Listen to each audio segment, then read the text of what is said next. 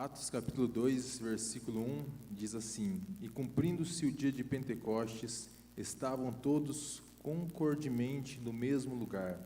E de repente veio do céu um som, como de um vento veemente e impetuoso, e encheu toda a casa em que estavam assentados. E foram vistas por eles línguas repartidas como que de fogo, as quais pousaram sobre cada um deles. E todos foram cheios do Espírito Santo, e começaram a falar noutras línguas, conforme o Espírito Santo lhes concedia que falassem. Amém, amados? Podeis assentar.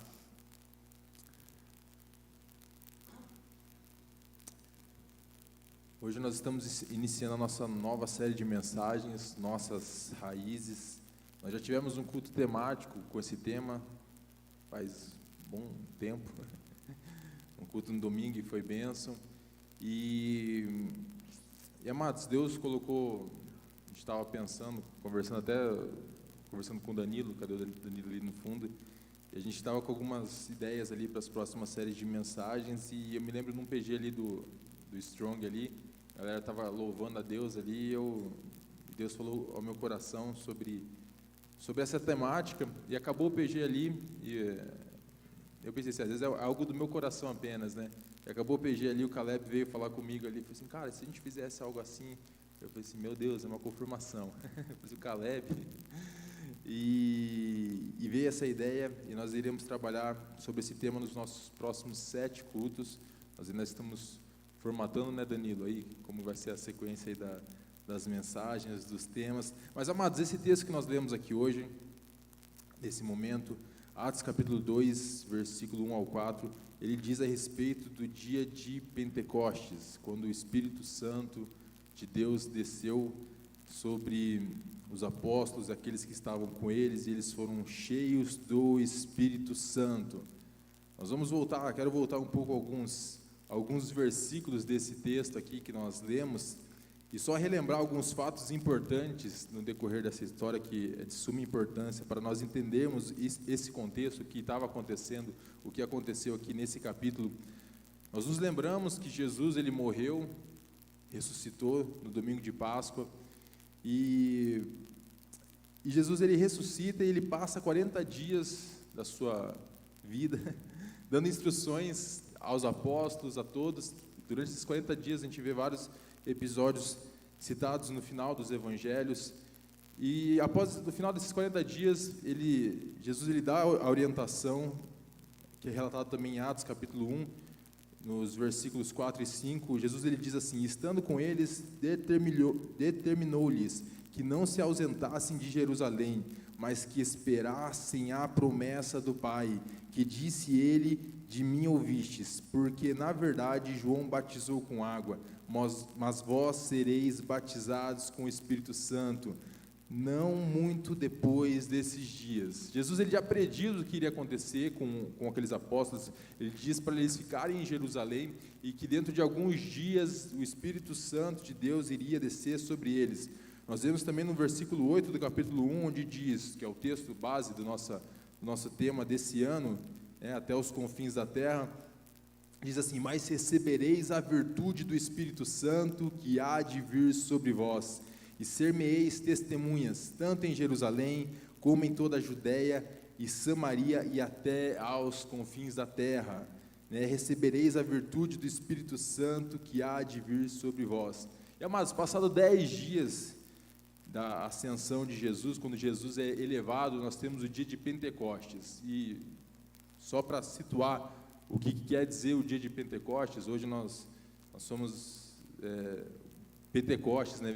A igreja pentecostal ali, ela veio oriunda desse nome, mas a palavra Pentecostes, ela quer dizer, existia ali a festa da Páscoa, na época dos judeus, tá? Já existia a festa da Páscoa, mesmo, né?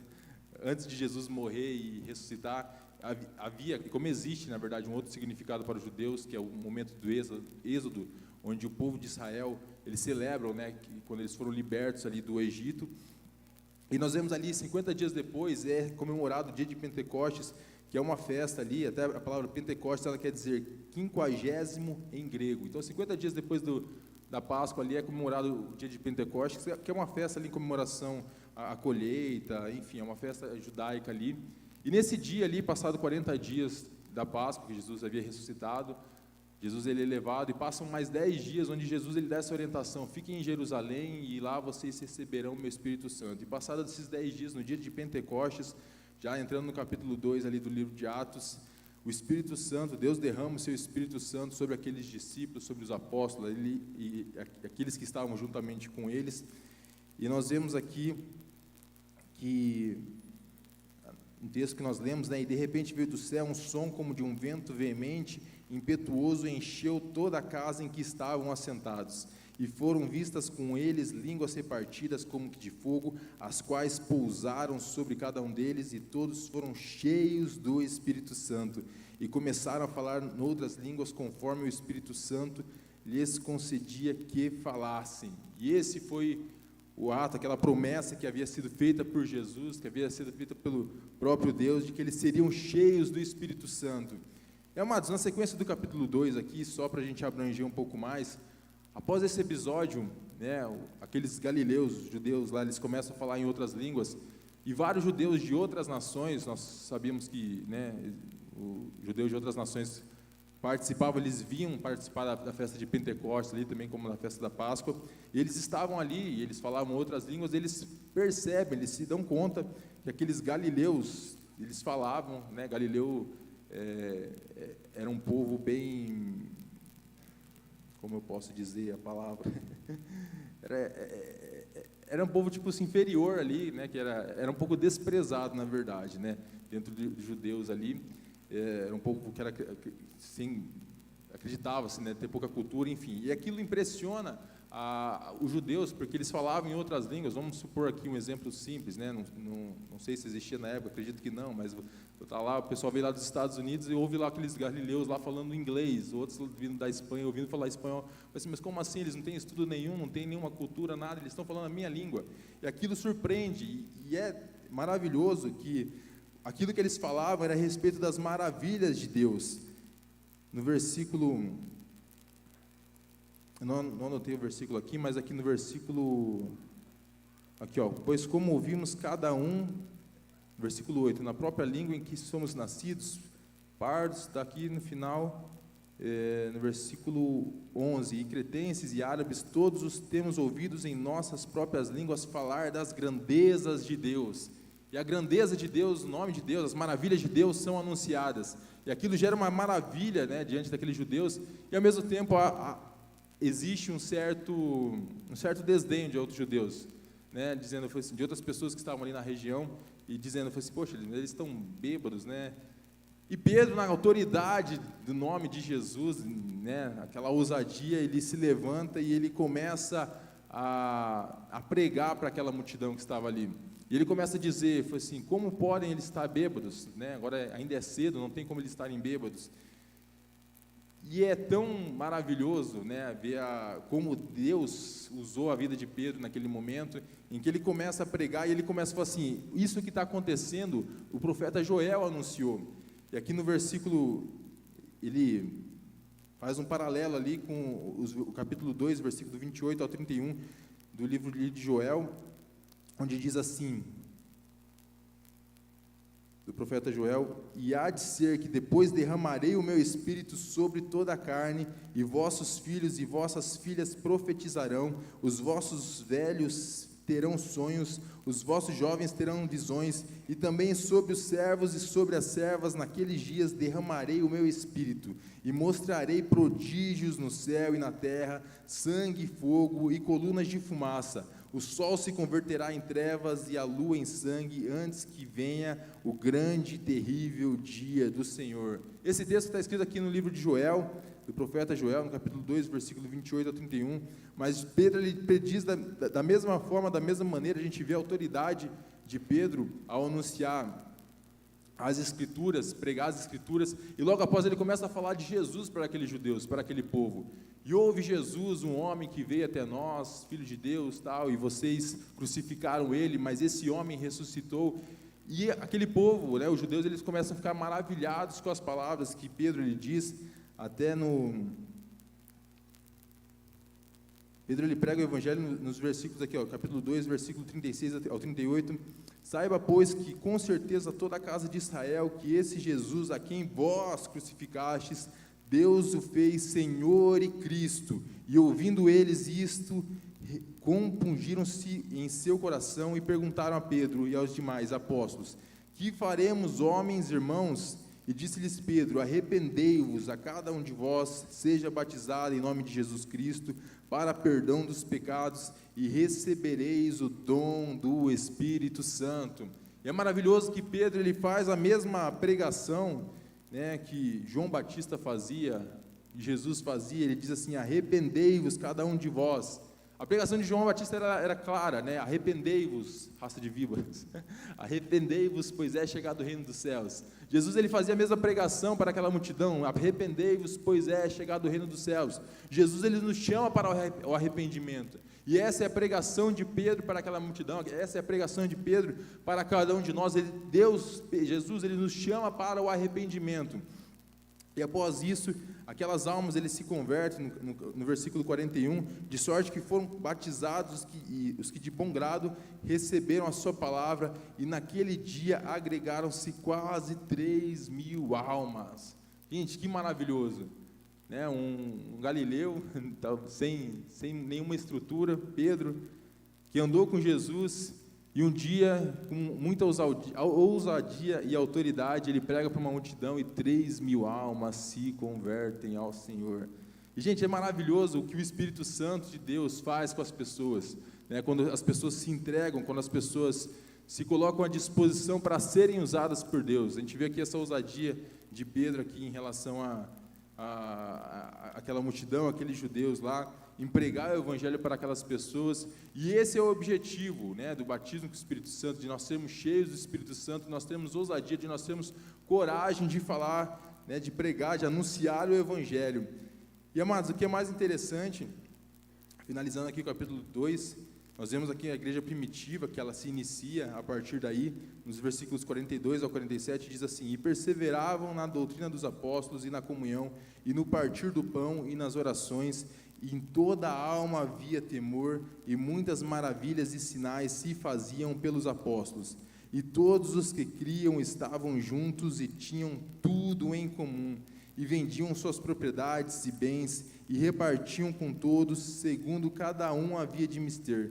E perseverando unânimes todos os dias no templo, e partindo o pão em casa, comiam juntos com alegria e singeleza de coração, louvando a Deus e caindo na graça de todo o povo, e todos os dias acrescentava o Senhor à igreja aqueles que havia de se salvar.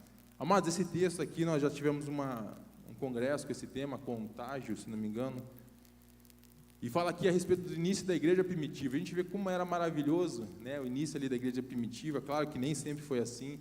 Nós vemos até nas cartas ali que Paulo escreve a igreja em Filipe, a igreja em Colosso, a igreja em Tessalônica, a igreja na Galácia, né? Nós vemos vários conflitos ali, porque, né, pessoas, seres humanos, né, cada um com suas dificuldades, com suas falhas, com seus pecados, né, e precisam ser tratados, precisam ser trabalhados. Mas esse é o início da igreja primitiva. Atos 2 é maravilhoso, ele inicia ali falando a respeito do derramado Espírito Santo de Deus. Nós temos a ousadia de Pedro pregando para aquela multidão, 3.000 homens se convertendo, e o início da igreja primitiva.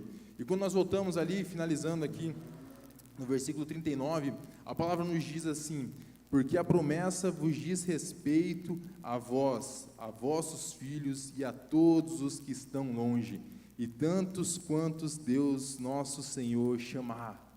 Essa promessa que foi feita por Jesus ali em Atos 1, no final ali, quando Jesus já está próximo de ser elevado, ele faz essa promessa de que, para eles se reunirem ali, porque Deus derramaria o seu Espírito Santo sobre eles. Essa promessa aqui no versículo 39 diz que essa promessa diz a respeito a vós, a eles que estavam ali, se diz respeito aos vossos filhos e a todos que estão longe. E essa promessa que foi feita por Jesus inclui a cada um de nós.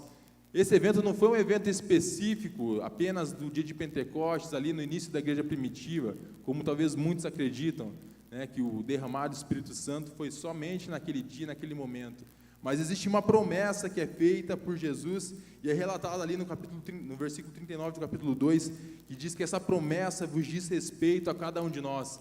E essa promessa que foi feita e aconteceu ali no dia de Pentecostes, nós vemos acontecer, suceder anos e anos mais tarde. Nós vemos no início do século XX vários avivamentos acontecendo, né? Nós acompanhamos recentemente o avivamento ali na Universidade de Asbury, né?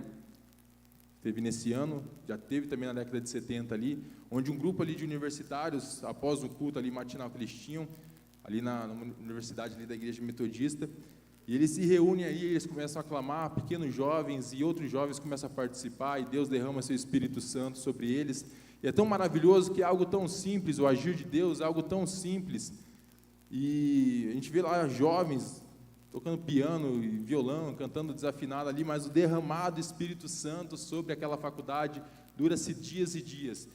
E nós vemos que, a partir de algumas décadas atrás, mais especificamente no início do século XX, nós vemos o derramado Espírito Santo através de alguns avivamentos. Nós vemos 1906, se eu não me engano, 1904, não lembro, o avivamento no País de Gales. Que anos que foi, Mica? Isso. Aí, amém. Não me lembro, mas enfim, né, onde um homem, Evan Roberts, se não me engano o nome dele, um homem, ele começa a clamar, começa a orar, e através de um culto ali, outras pessoas são impactadas pelo Espírito Santo, e Deus derrama o Espírito Santo dele sobre o País de Gales. E o derramado do Espírito Santo, ele gera transformação. Nós vemos aqui a transformação que foi feita no início da igreja primitiva. O Espírito Santo, o avivamento, o pós-avivamento, ele deve gerar transformações. E nós vemos, alguns anos depois, já nos Estados Unidos, as pessoas impactadas com o que Deus estava fazendo no País de Gales. Nós vemos um jovem chamado William Seymour. Esse jovem, ele era filho de ex-escravos e foi um estudante notório, né, pregador, foi estudante do pregador pentecostal Charles Parham, que era pastor interino e ele era, né, William Seymour, pastor interino de uma igreja em Houston, Texas. Está vendo como Houston é importante? Houston talvez seja ruim no basquete, mas 1904. Amém, obrigado, eu sabia, 1904, acertei. Né, depois de chutar 8 vezes ali, né, acertei um número.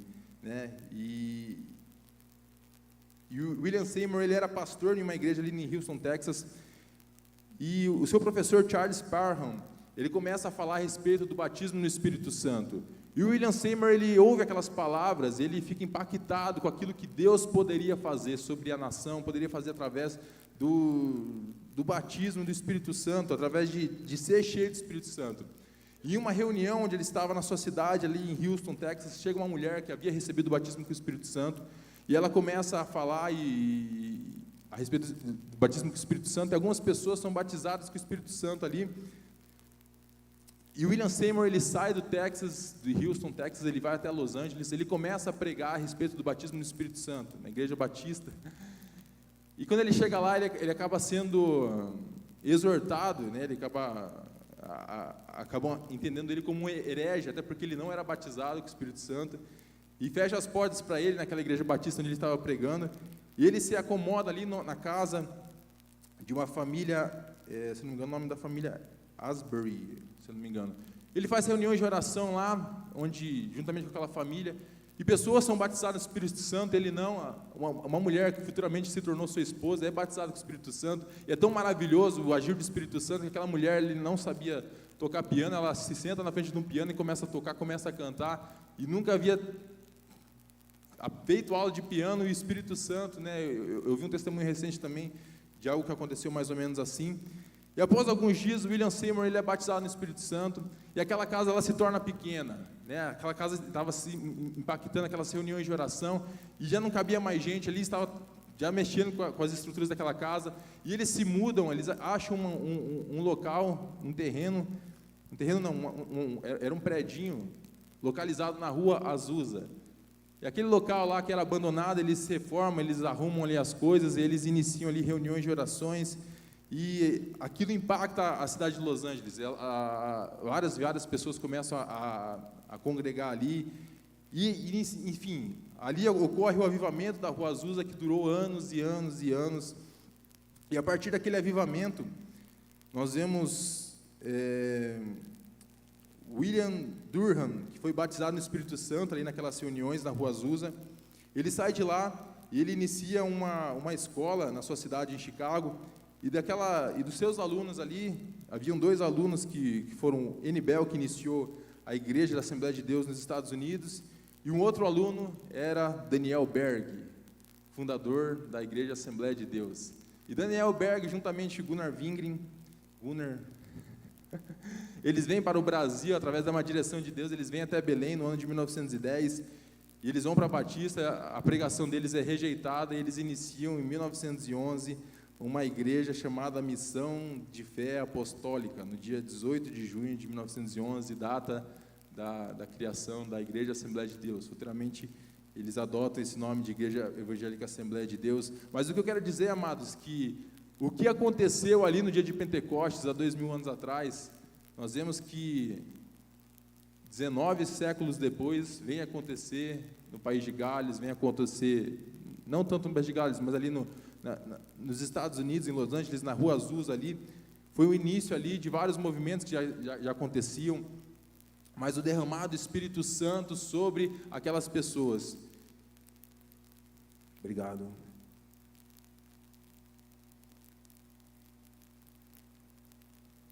E amados, a Assembleia de Deus hoje, a pregação, claro, que não era sobre a Assembleia de Deus, mas hoje a Assembleia de Deus, né, as igrejas pentecostais são as igrejas, as maiores igrejas do nosso país, e a Igreja Assembleia de Deus é a que tem mais membros em todo o nosso país, disparado. É uma igreja que cresceu muito através dos seus métodos de evangelização, né, cultos em casas, nos sítios ali, as pessoas iam e falavam de Jesus, e cresceu grandemente. Deus foi bondoso demais com a Assembleia de Deus, através do agir do Espírito Santo. Deus abençoou a igreja, a nossa igreja, a Igreja Assembleia de Deus. E amados, nós precisamos entender, quero correr aqui no horário, a respeito do batismo no Espírito Santo, que existe um propósito. Nós vemos o agir do Espírito Santo no dia de Pentecostes, o que Deus fez naquele lugar. Nós vemos o agir do Espírito Santo na Rua Azusa, o que Deus fez naquele lugar, né? O desenrolar, né, da história. Amados, o batismo no Espírito Santo não é emocionalismo. Algo que nós precisamos entender, não é emocionalismo. Muitas vezes eu vejo em vários cultos, né, assim, quem quer ser batizado com o Espírito Santo, né, e às vezes a gente nem entende o propósito, por que nós buscamos ser batizados com o Espírito Santo, né? A gente vê, não, eu vou porque é legal, todo mundo então eu tenho que ser batizado com o Espírito Santo também, porque eu estou com vergonha, porque só está eu aqui que não sou batizado.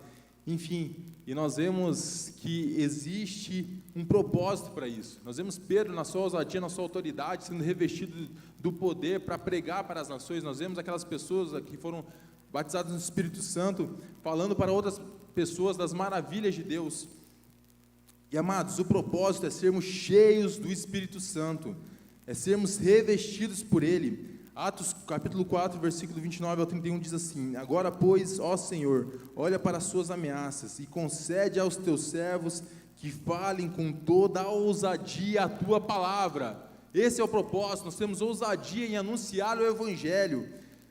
E quanto entendes tua mão para curar, para que façam sinais e prodígios pelo nome de teu santo Filho Jesus, e tendo orado, moveu-se o lugar em que estavam reunidos, e todos foram cheios do Espírito Santo e anunciavam com ousadia a palavra de Deus. Esse é o propósito de nós buscarmos sermos cheios do Espírito Santo. Não é para nós nos mostrarmos, não é para nos acharmos superiores que outras pessoas. Não, eu sou cheio do Espírito Santo, eu nem rela em mim, não me toca, né, que eu sou um ser. Não, gente, não é esse o propósito. Um outro objetivo é para anunciarmos a palavra de Deus e glorificar o nome de Jesus.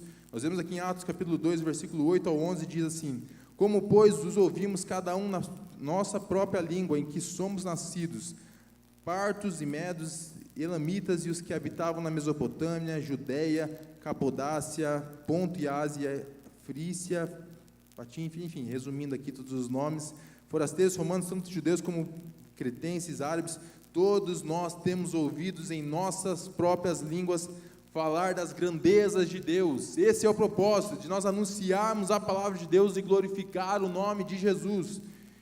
E também para vivermos uma vida santa. nós sermos cheios do Espírito Santo, nós nos enchermos de Deus, nos esvaziarmos de nós mesmos, para que nós venhamos resistir às tentações, para que nós venhamos buscar mais de Deus e fazermos a diferença nesse mundo. Esse é o propósito. E amados, nós precisamos ser cheios do Espírito Santo para sermos usados por Ele. Quantos aqui querem ser usados por Deus? Amém? Amém. A pessoa levantando amém, tá? Que benção, né? Alguns não levantaram, amém também, né? Mas esse é o nosso objetivo, nós queremos ser usados por Deus, né? Nós temos um chamado, nós temos uma missão, eu sempre falo isso, mas nós precisamos entender que existe algo que Deus colocou em minhas mãos, e eu preciso fazer, eu quero ter essa autoridade, eu quero ter essa ousadia, em chegar em pessoas e orar, e essas pessoas serem curadas, em orar para pessoas serem libertas, né? Nós precisamos ter essa ousadia. E amados, correndo aqui, o Espírito Santo, já finalizando, o Espírito Santo, ele não é uma emoção, algo que nós precisamos nos atentar muito.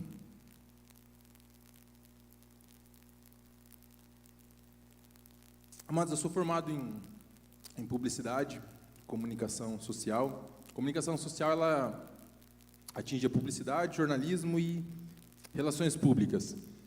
E algo que era muito comentado ali a respeito da minha área de estudo ali, da minha área de formação, comunicação social, era o poder que a gente tinha de manipular as pessoas.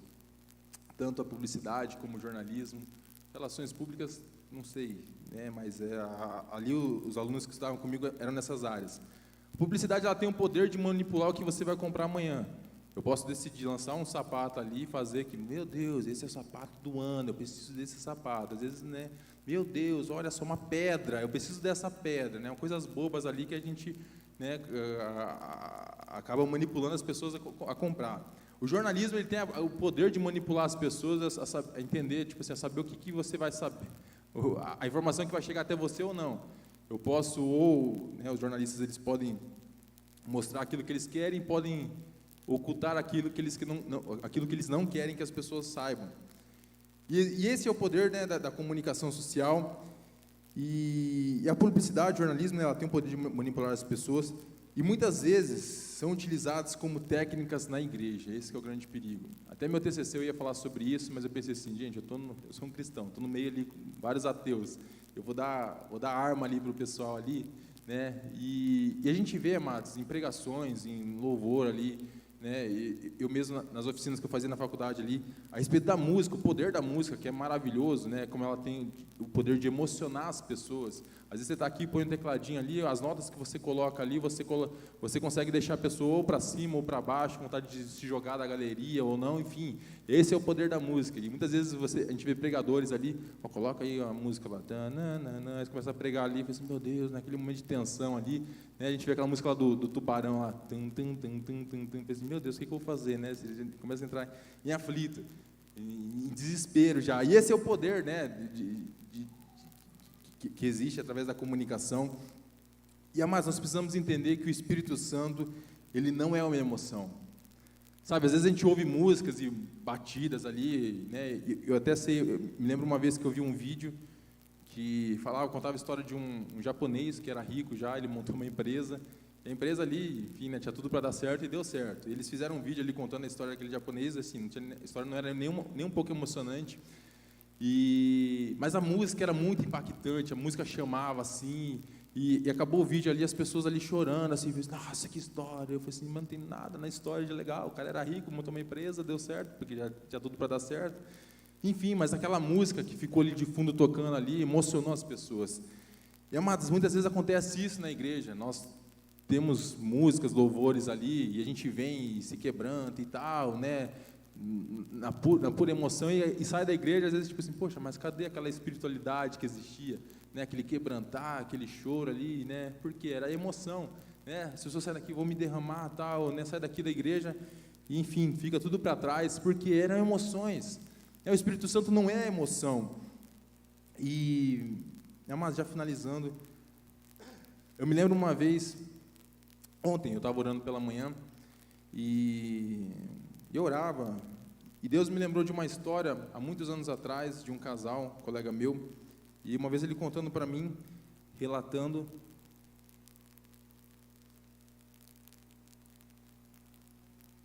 como era o casamento dele, ele dizendo, foi assim, cara, a gente,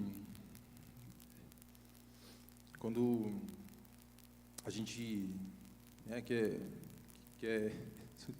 uma coisa com as palavras aqui, quer ter um momento ali, a sós, nós dois ali, e a gente pega e coloca uns vídeos ali, resumindo ali, ser mais específico, né, pornográficos ali, e depois a gente tem nosso momento ali, e eu fiquei horrorizado, falei assim, meu Deus, que coisa horrível, né, porque você precisa ser estimulado ali por cenas ali, para você, enfim, ter um momento ali com sua esposa, aquele momento em casal, ou seja, não existe mais amor, não existe mais aquela paixão, não existe mais aquele convívio entre as duas pessoas, que tipo assim, que fosse algo natural, né, você precisa de estímulos ali.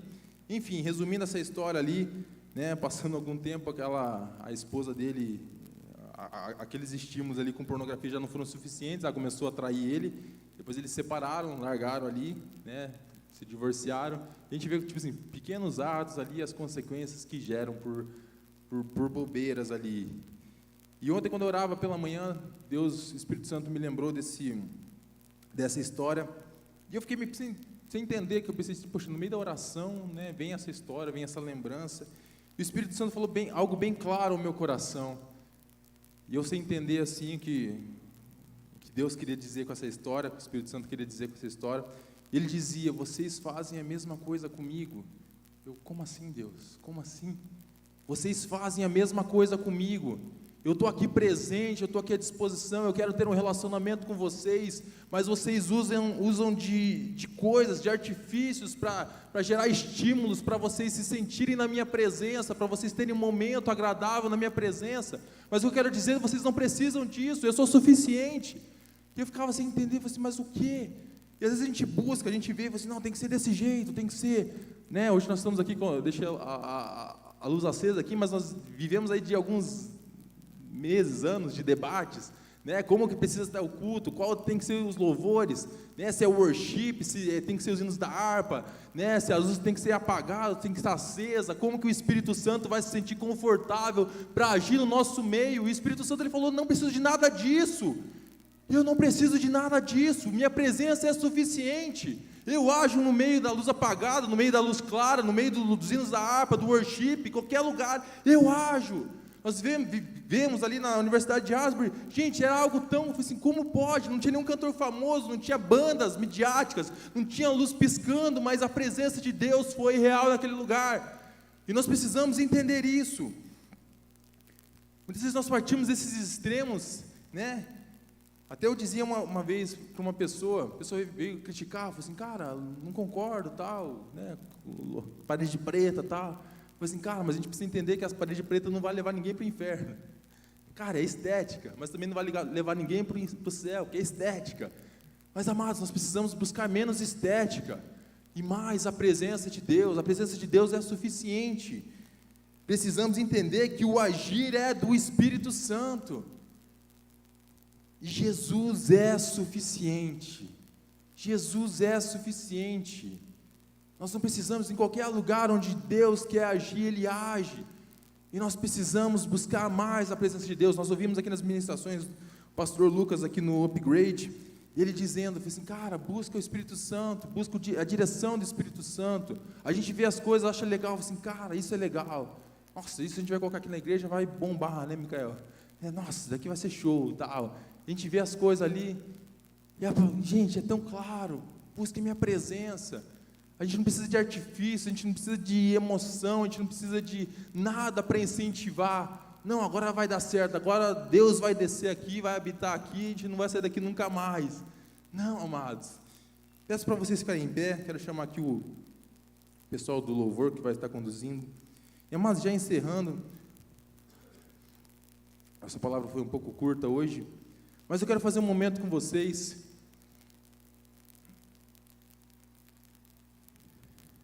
Nós iniciamos aqui o nosso culto às 7 horas, 7h05, onde nós, com alguns jovens aqui, começamos a orar e começamos a clamar a Deus. E, gente, a presença de Deus foi real. Foi algo maravilhoso, enquanto a gente orava, enquanto a gente clamava. foi algo tão maravilhoso. Quando nós iniciamos o culto, né, porque o nosso culto já havia se iniciado, né, nós vimos que tinha algumas pessoas dispersas ali, mas enfim, quando nós iniciamos o culto ali, foi apenas uma continuidade daquilo que a gente já estava exercendo, daquilo que a gente estava fazendo. Nós continuamos o culto, nós adoramos os hinos antigos ali, que relembraram ali o passado ali de muita gente, o meu, do Elton ali, né, quem mais? O Elton tem uns hinos mais antigos ali, né, que ele pediu ali. Mas, amados, foi tão maravilhoso a presença de Deus, o derramado Espírito Santo. E, amados, nesse momento, enquanto da sua maneira, se você quiser vir para frente, se você quiser ficar no seu lugar, se você quiser ficar sentado, se você quiser ficar de pé, eu quero te convidar a fazer algo diferente. Nós vemos que em todos esses avivamentos que aconteceram, tanto ali o agir do Espírito Santo ali no dia de Pentecostes, nós vemos que as pessoas estavam unidas ali, elas clamavam, elas buscavam a Deus, e elas buscavam a Deus incessantemente, elas cantavam, elas louvavam, e a presença de Deus foi real naquele lugar. E eu quero convidar vocês, enquanto o louvor canta,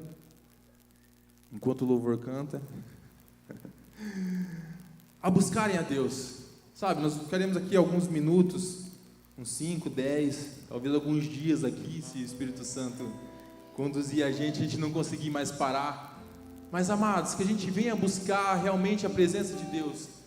Jesus, Ele é suficiente para nós, a gente não precisa de nada, de artifício, de nada, apenas a presença de Deus, ela nos satisfaz.